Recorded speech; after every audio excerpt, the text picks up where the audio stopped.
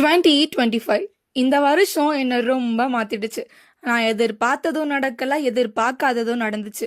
நம்ம ரொம்ப பிளான் பண்ணலாம், ஆனா லைஃப் அதுதான் பிளான் பண்ணும்.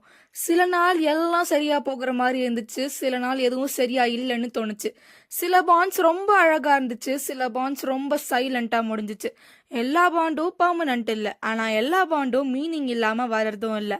அண்ட் 2025 taught me that எல்லாம் நம்ம கையில் இல்லை, because some people are just chapters, not the whole story.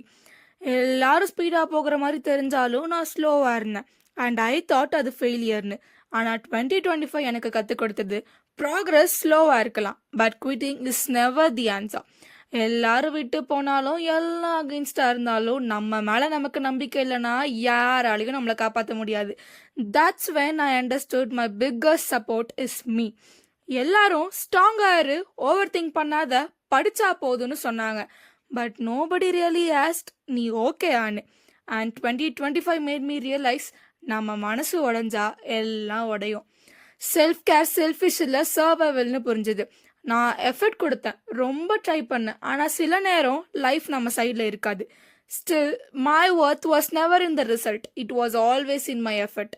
Silence weakness இல்லை, ஸ்ட்ரென்த்னு புரிஞ்சுது. கம்பேரிசனில் தொலைஞ்சா நம்ம பீஸ் தொலைஞ்சிடணும்னு கற்றுக்கிட்டேன்.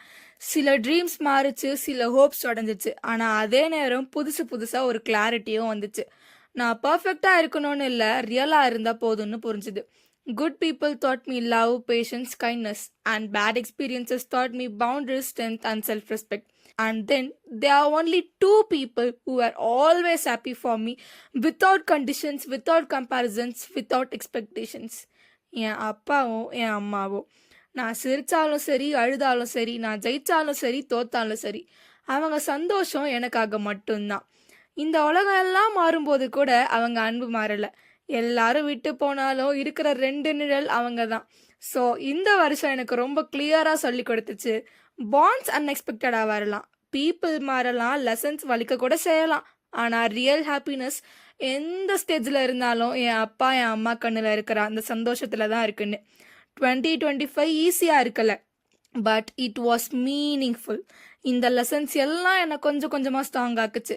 2026க்கு நான் பர்ஃபெக்டாக ரெடின்லாம் சொல்ல மாட்டேன், but I am ready, because இது ரேஸ் இல்லை, இது journey. And my journey continues softly, honestly, and so beautifully. Thank you 2025 for all those memories you have shown. And 2026 இதோ வந்துகிட்டே இருக்கேன். சின்ன சின்ன நேரங்களில் சிக்கிக்கொண்டே